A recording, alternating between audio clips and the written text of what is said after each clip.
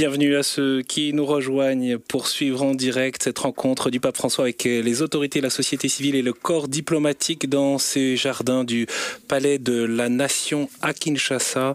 Le pape François est en République démocratique du Congo et c'est le président Tshisekedi qui parle. Le programme prévoit en ces lieux, au Palais de la Nation, devant les autorités congolaises, la société civile et le corps diplomatique, le discours.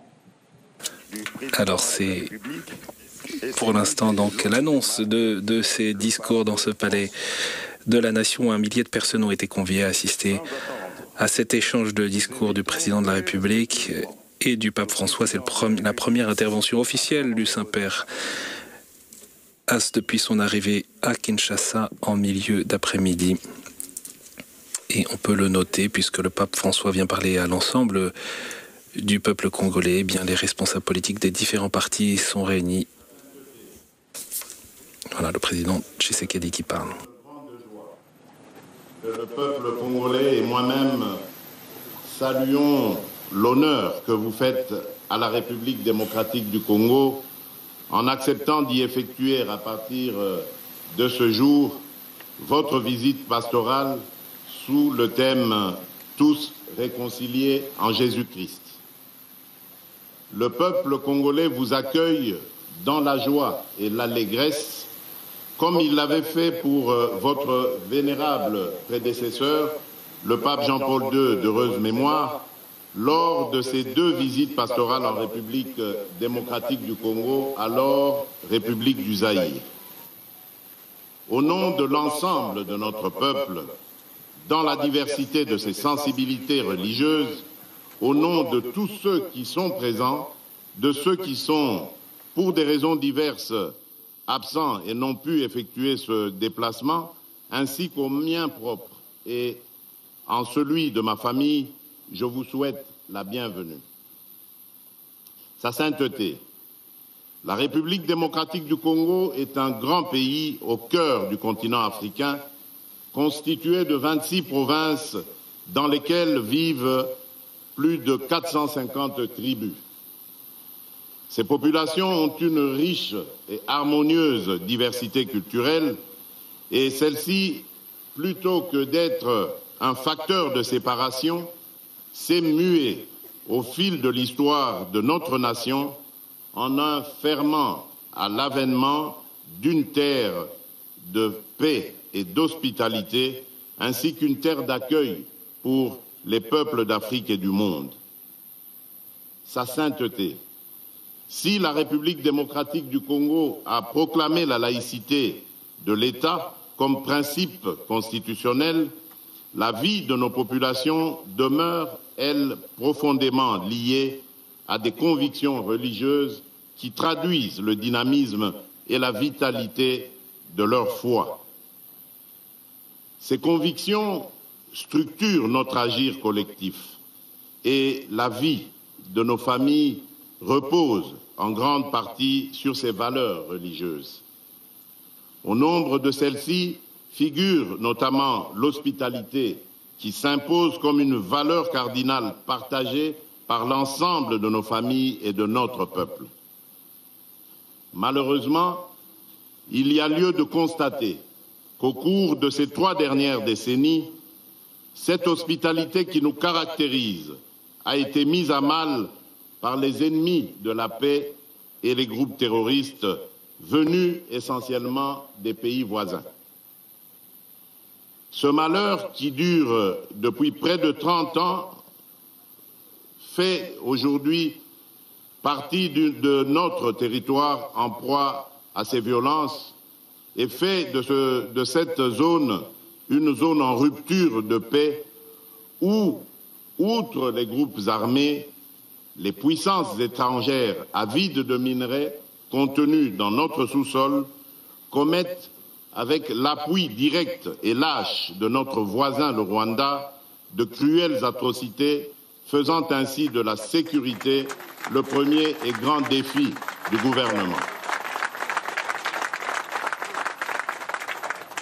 En effet, à la faveur de l'inaction et du silence de la communauté internationale, plus de 10 millions de personnes ont déjà été atrocement arrachées à la vie. D'innocentes femmes, même enceintes, sont violées et éventrées. Des jeunes gens et enfants sont égorgés. Des familles, des vieillards ainsi que des enfants sont condamnés à braver la fatigue et l'épuisement afin d'errer hors de leur maison à la recherche de la paix en raison des exactions commises par ces terroristes au service d'intérêts étrangers. Nous ne pouvions et nous ne pourrons demeurer cois face à une telle injustice et un tel silence complice de la communauté internationale. À cet égard, sachez que je n'ai pas manqué de désigner le responsable et d'interpeller la communauté internationale lors de ma dernière intervention à la tribune des Nations Unies, ceci au nom de toutes les Congolaises et de tous les Congolais. Soyez rassurés, en outre, sur le fait que la République démocratique du Congo assume et continuera d'assumer ses responsabilités, notamment celles consistant en la défense de l'intégrité de son territoire avec l'aide de son peuple. Car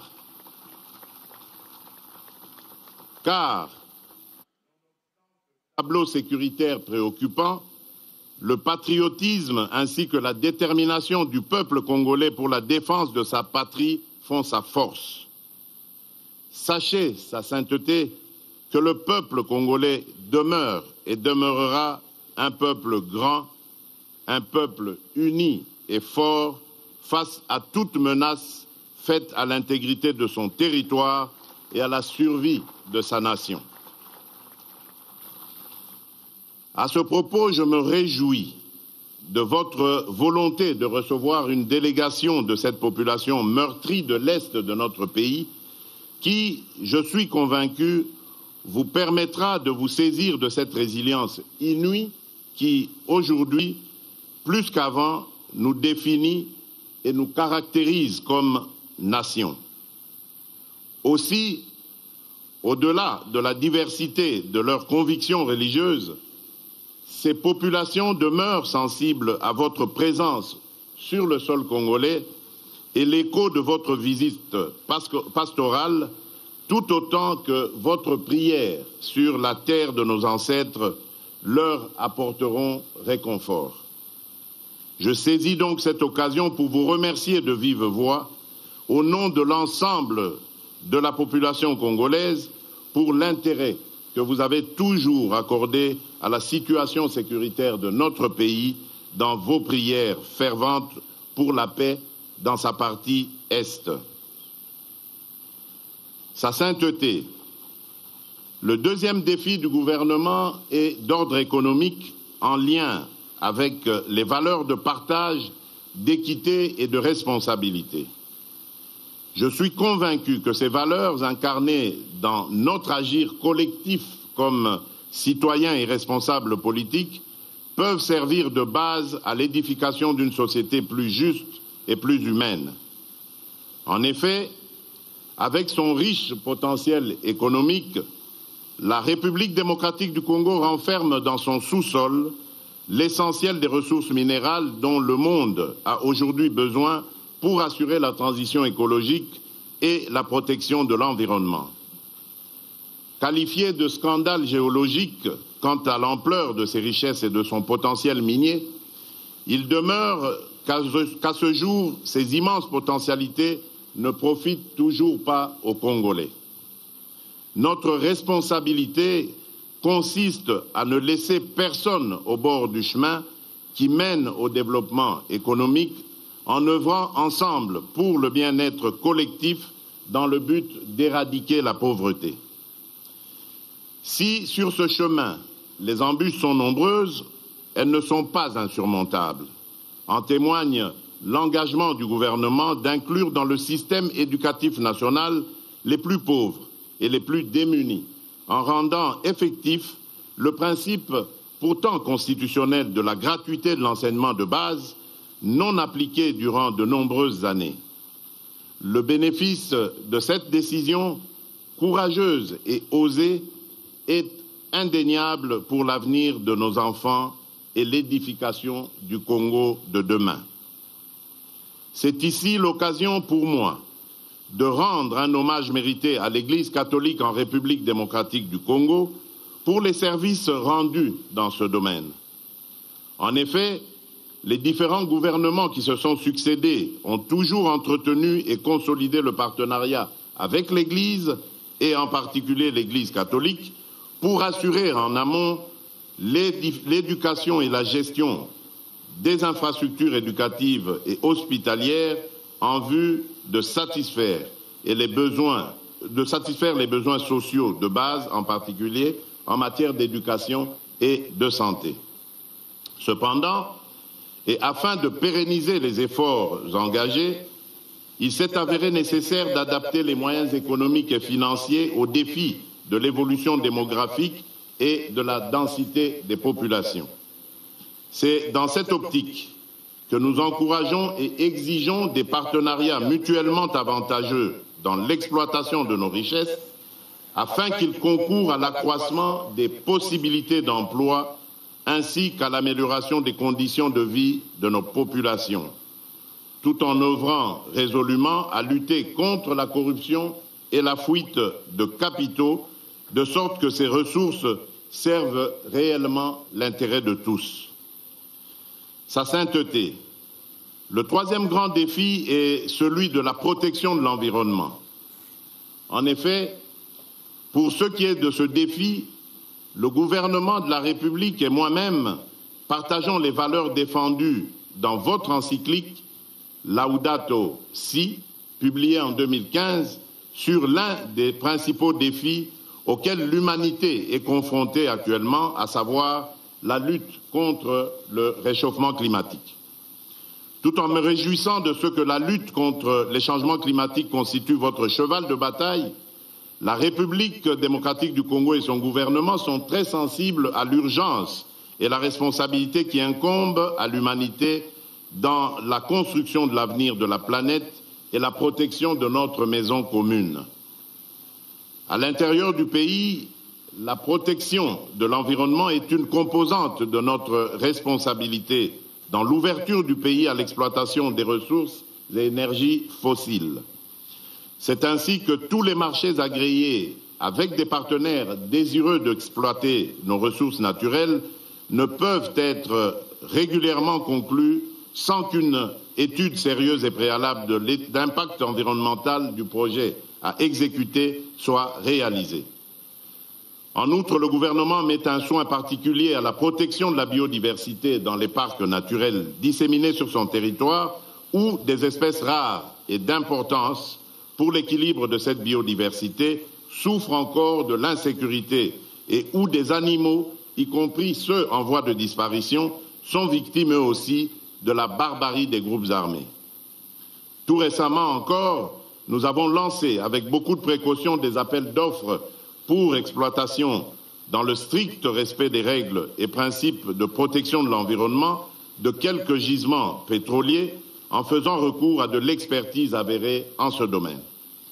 Dans ce contexte de la récession économique consécutive à la crise post-Covid et au conflit armé en Ukraine, ce choix judicieux permettra sur le long terme à notre économie d'amortir durablement le choc lié à ces crises et de permettre à notre peuple de tirer enfin avantage des richesses de son sous-sol. En tout état de cause, les membres du gouvernement de la République et moi-même n'arrêtons pas de réitérer cet engagement tel que ce fut le cas au cours de la 26e conférence des parties à la Convention des Nations Unies sur le changement climatique, la COP26, où nous avons présenté la République démocratique du Congo à la face du monde comme pays solution à la crise climatique et la lutte contre les changements climatiques.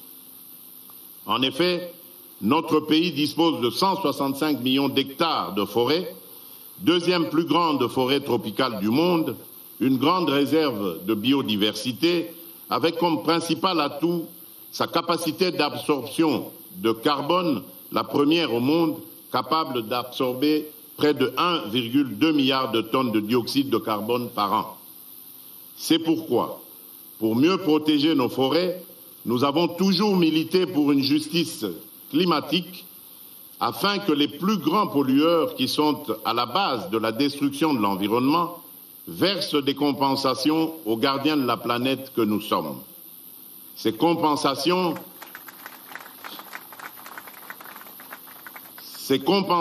pourraient nous permettre de renforcer nos capacités dans la poursuite et la réalisation d'investissements innovants, ainsi que dans le développement d'infrastructures dans les énergies renouvelables et la gestion des déchets. Enfin, je suis fermement convaincu que l'éloignement des menaces sécuritaires dans notre pays contribuera à coup sûr à l'efficacité de la lutte contre les changements climatiques et la protection de l'environnement. Sa sainteté, tels sont les principaux défis, parmi tant d'autres, de notre pays, qu'avec la détermination de son peuple et l'appui de ce dernier, nous ne manquerons pas de relever. Votre visite pastorale contribuera sûrement à renforcer cette détermination et notre peuple est disposé à accueillir votre message de paix, d'espoir, de réconfort, d'affermissement et de fraternité. Je voudrais ainsi clore mon propos en vous souhaitant, au nom de l'ensemble de notre peuple, un agréable séjour pastoral en République démocratique du Congo. Soyez le bienvenu ou, comme on dit chez nous dans nos 4 langues nationales, Boye Bolamu, Difikadilenga, Kwisambote, Karibu Kwetu. Je vous remercie.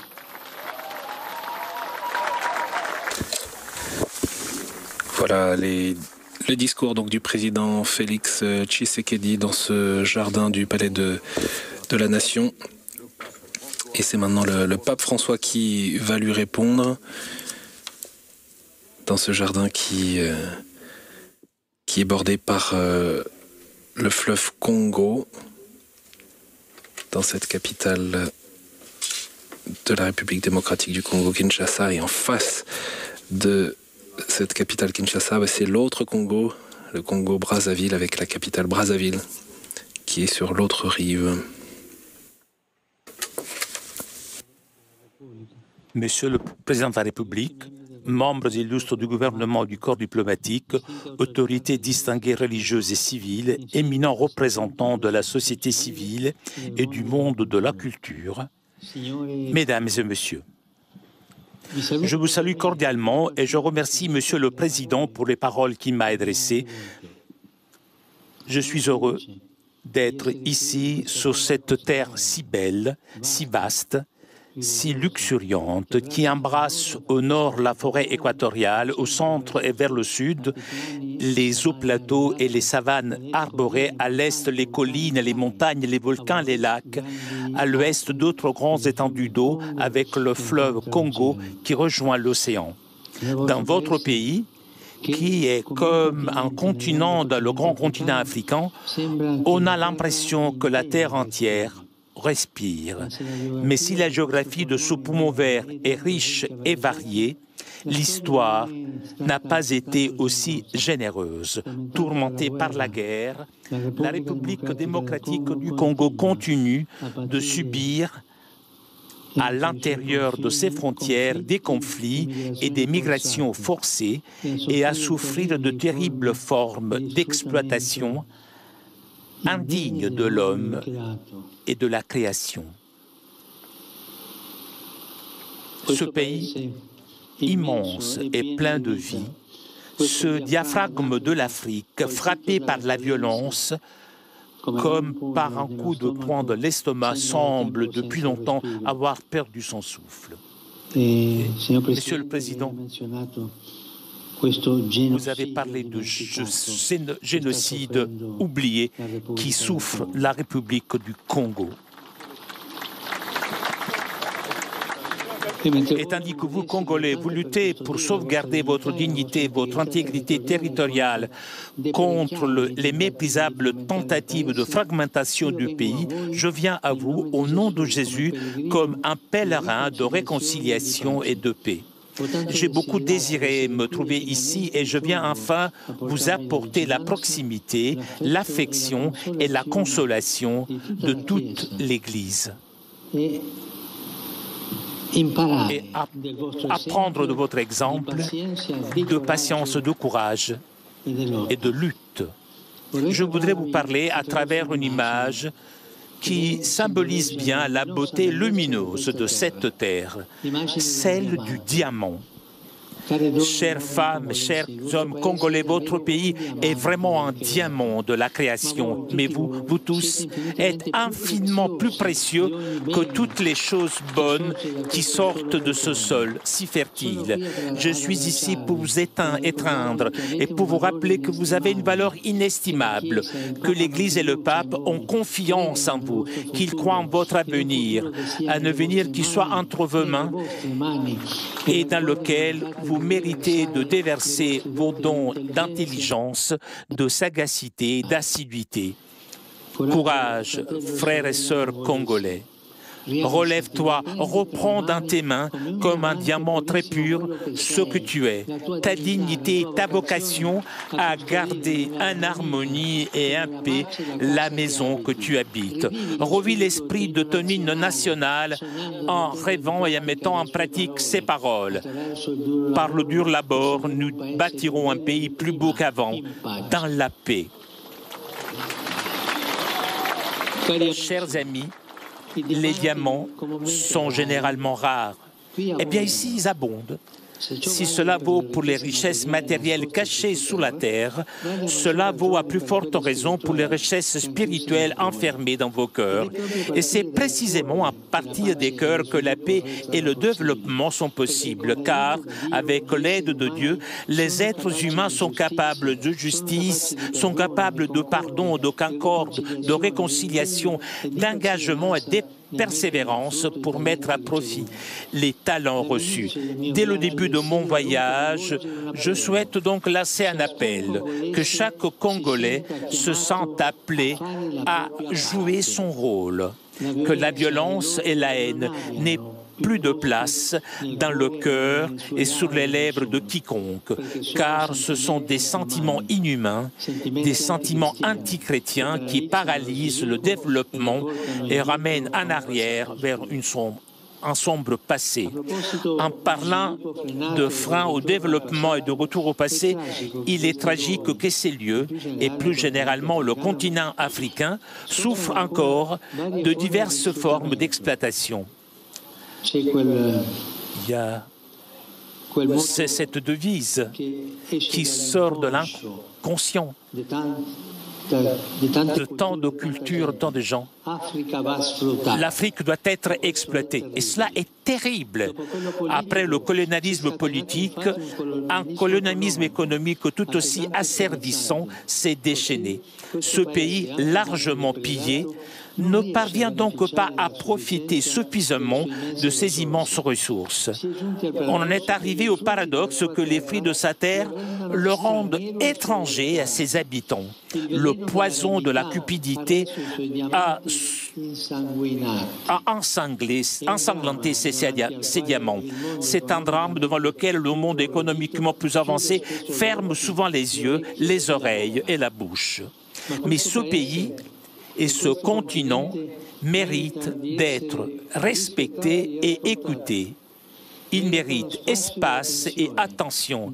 Retirez vos mains de la République démocratique de Congo. Retirez vos mains de l'Afrique. Cessez d'étouffer l'Afrique.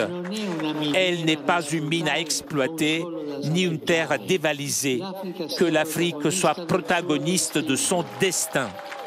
que le monde se souvienne des désastres commis au cours des siècles au détriment des populations locales et qu'il n'oublie pas ce pays ni ce continent. Que l'Afrique, sourire et espérance du monde, compte davantage, qu'on en parle davantage, qu'elle ait plus de poids et de représentation parmi les nations. Une diplomatie de l'homme pour l'homme, des peuples pour les peuples doit se déployer, selon lesquelles les opportunités de croissance et des personnes soient au centre, et non le contrôle des zones et des ressources, les visées d'expansion et l'augmentation des profits. En regardant ce peuple, on a l'impression que la communauté internationale s'est presque résignée à la violence qui le dévore. Nous ne pouvons pas nous habituer au sang qui coule dans ce pays depuis des décennies désormais, faisant des millions de morts à l'insu de beaucoup. Il faut que l'on sache ce qui se passe ici, que le processus de paix en cours, que j'encourage de toutes mes forces, soit soutenu dans les faits et que les engagements soient tenus. Grâce à Dieu, il y en a qui contribuent au bien de la population locale et à un réel développement à travers des projets efficaces, non pas des interventions de pure assistance, mais des plans visant à une croissance intégrale. J'exprime toute ma gratitude au pays et aux organisations qui fournissent des aides substantielles en ce sens, en contribuant à la lutte contre la pauvreté et les maladies, soutenant l'état de droit et promouvant le respect des droits humains. Je forme le vœu qu'ils puissent continuer à jouer pleinement et courageusement ce noble rôle. Revenons à l'image du diamant. Une fois travaillée, sa beauté provient également de sa forme, de ses nombreuses facettes harmonieusement disposées. Ce pays, riche de son pluralisme typique, a lui aussi un caractère polyédrique. C'est une richesse qui doit être conservée en évitant de glisser dans le tribalisme et dans la confrontation. Prendre obstinément parti pour sa propre ethnie ou par des intérêts particuliers alimentant des spirales de haine et de violence tourne au détriment de tous en bloquant la nécessité chimie de l'ensemble. À propos de chimie, il est intéressant de noter que les diamants sont constitués de seuls atomes de carbone, lesquels, s'ils étaient reliés différemment, formerait du graphite. La différence entre la luminosité d'un diamant et l'obscurité du graphite provient de la manière dont les atomes individuels sont disposés dans le réseau cristallin. Cette métaphore exprime le fait que le problème n'est pas la nature des hommes, des groupes ethniques et sociaux, mais la manière dont on décide d'être ensemble, la volonté ou non de se rencontrer, de se réconcilier et de recommencer fait la différence entre l'obscurité du conflit et un avenir lumineux de paix et de prospérité. Chers amis, le Père Céleste veut que nous sachions nous accueillir comme des frères et sœurs d'une même famille et travailler à un avenir qui soit avec les autres et non contre les autres. Bintu Bantu. C'est ainsi que l'un de vos proverbes rappelle très bien que la vraie richesse, ce sont les personnes et les bonnes relations entre elles. En particulier, les religions, avec leur patrimoine de sagesse, sont appelées à y contribuer par un effort quotidien de renoncement à toute agressivité, prosélytisme et contrainte, qui sont des moyens indignes de la liberté humaine. Quand on en vient à imposer en allant à la chasse aux fidèles de manière aveugle, par la ruse ou par la force, on ravage la conscience d'autrui et on tourne le dos au vrai Dieu, parce que, ne l'oublions pas, Là où l'Esprit du Seigneur est présent, là est la liberté. Et là où il n'y a pas de liberté, il n'y a pas l'Esprit du Seigneur. Les membres de la société civile, dont certains sont ici présents, jouent également un rôle essentiel dans la construction d'un avenir de paix et de fraternité. Ils sont souvent démontrés qu'ils savent s'opposer à l'injustice et au délabrement au prix de grands sacrifices pour défendre les droits humains, la nécessité d'une éducation solide pour tous et une vie plus digne pour chacun. Je remercie sincèrement les femmes et les hommes, en particulier les jeunes de ce pays, qui ont souffert à divers degrés pour cela, et je leur rends hommage. Le diamant, dans sa transparence, réfracte admirablement la lumière qu'il reçoit. Beaucoup d'entre vous brillent par le rôle qu'ils jouent. Celui qui détient de responsabilités civiles et gouvernementales est appelé à agir avec une clarté cristalline en vivant leurs fonctions reçues comme un moyen de servir la société. Le pouvoir n'a de sens en effet que s'il devient service. Combien il est important d'agir dans cet esprit en fuyant l'autoritarisme, la recherche de gains faciles et la soif d'argent que l'apôtre Paul désigne comme la racine de tous les maux. Et en même temps, favoriser des élections libres, transparentes et crédibles, étendre davantage aux femmes, aux jeunes et aux groupes marginalisés la participation au processus de paix, rechercher le bien et la sécurité des personnes plutôt que les intérêts personnels ou de groupe, renforcer la présence de l'État partout sur le territoire. Que l'on ne se laisse pas manipuler, prendre soin des personnes des sans-abri, qu'on ne laisse pas manipuler ou moins encore acheter par ceux qui veulent maintenir le pays dans la violence afin de l'exploiter et de faire des affaires honteuses. Cela n'apporte que discrédit et honte avec la mort et la misère. Au contraire, il est bon de se rapprocher des personnes pour se rendre compte de la manière dont ils vivent. Elles font confiance lorsqu'elles sentent que les gouvernants sont réellement proches, non par calcul ou par exhibition, mais par service. Dans la société, ce sont souvent les ténèbres de l'injustice et de la corruption qui obscurcissent la lumière du bien. Il y a des siècles, Saint Augustin, né sur ces continents, se demandait déjà si la justice n'est pas respectée, que sont les États, sinon des bandes de voleurs? Dieu est du côté de ceux qui ont faim et soif de justice. Il ne faut pas se lasser de promouvoir dans tous les domaines le droit de l'équité en luttant contre l'impunité et la manipulation des lois et de l'information. Un diamant sort de la terre authentique mais brute, nécessitant un travail. De même, les diamants les plus précieux de la terre congolaise, que sont les enfants de cette nation, doivent pouvoir bénéficier de véritables opportunités éducatives qui leur permettent de mettre pleinement à profit leurs brillants talents. L'éducation est fondamentale. Elle est la voie de l'avenir, la route à emprunter pour atteindre la pleine liberté de ce pays comme du continent africain. Il est urgent d'y investir afin de préparer des sociétés qui seront fortes si elles sont bien instruites, autonomes, si elles sont pleinement conscientes de leur potentialité et capables de les développer avec responsabilité et persévérance. Mais beaucoup d'enfants ne vont pas à l'école. Combien, au lieu de recevoir une éducation digne de ce nom, sont exploités? Trop d'entre eux meurent soumis à des travaux asservissants dans les mines. Aucun effort doit être ménagé pour dénoncer le fléau du travail des enfants et d'y mettre fin. Combien de filles sont marginalisées et violées dans leur dignité? Les enfants, les jeunes filles, les jeunes sont le présent d'espérance, sont l'espérance. Ne permettons pas que celle-ci soit effacée. Cultivons-la avec passion.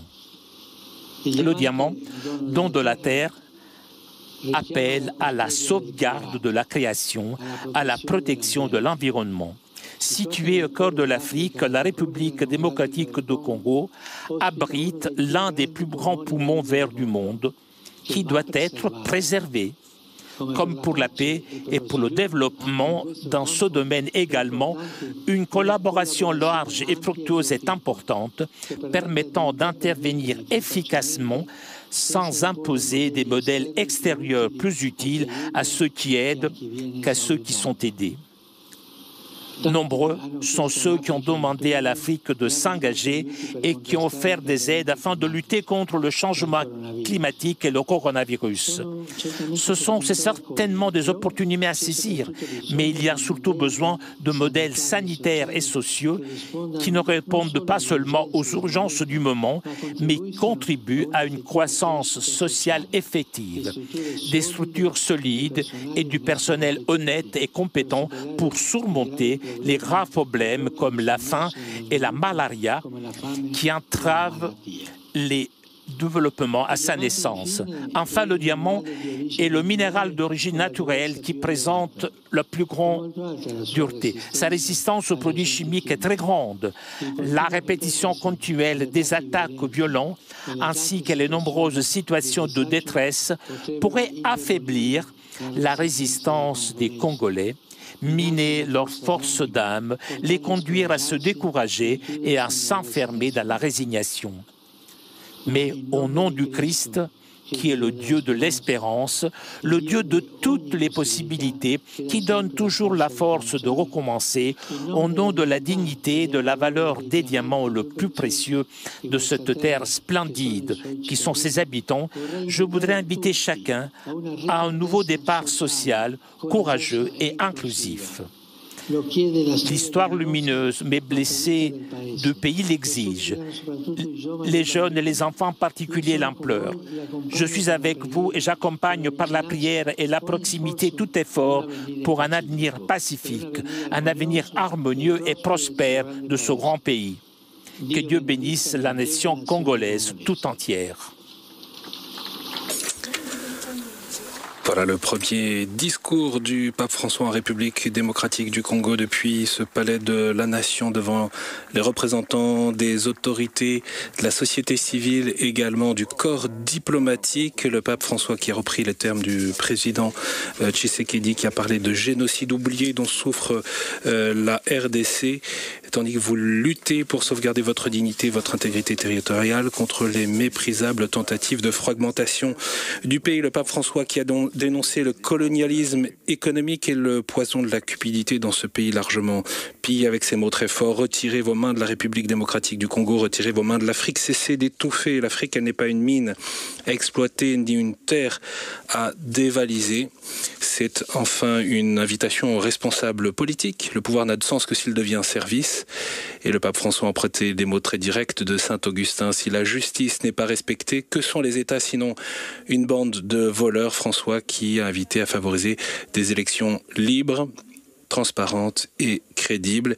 Et c'est aussi un appel à la responsabilité des Congolais à qui il revient, le changement dans le pays avec une opposition très nette du pape François au tribalisme qui pousse à prendre parti obstinément pour sa propre ethnie et ou pour des intérêts plus particuliers qui alimentent la haine et la violence. Le pape François qui a pris soin aussi de dénoncer les conditions de travail des enfants, le fléau du travail des enfants et appelé à y mettre fin.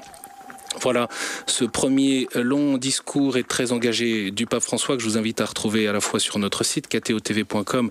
Vous pouvez également revoir cette vidéo, le pape François et le président Tshisekedi qui quittent donc ce jardin de du palais de la Nation, devant ses invités. Le pape François va maintenant rejoindre l'annonciature apostolique qui est à quelques centaines de mètres dans ce quartier résidentiel où sont installées de nombreuses institutions et représentations diplomatiques. C'est là que le pape François va résider durant son séjour à Kinshasa. Il s'y déroulera demain, mercredi 1er février, plusieurs rencontres. À 16h30, la rencontre avec des personnes victimes venues de l'Est du pays. À 17h30, des représentants des œuvres caritatives viendront rencontrer le pape François. Mais le prochain direct sur KTO, c'est ce mercredi matin à partir de 9h, 9h15 pour la retransmission de la messe sur cet aérodrome Ndolo qui a été aménagé exceptionnellement comme une cathédrale d'un jour pour Kinshasa. Une veillée de prière se tient déjà ce soir sur le site qui peut accueillir jusqu'à 2 millions de personnes. Merci beaucoup à Vatican Media et Telepace pour les images. Merci Get Mvumba et Flavio Esposito qui nous ont accompagnés pour les traductions ainsi que l'équipe de KTO mobilisée pour vous faire vivre ce voyage. Bien sûr, rendez-vous sur notre site ktotv.com pour l'ensemble des horaires de nos directs. Et nous avons une pensée particulière pour tous ceux qui nous suivent dans la région. De l'autre côté du fleuve, la République du Congo, le Congo-Brazzaville, mais aussi bien sûr dans l'ensemble de ce grand pays qui est la République démocratique du Congo.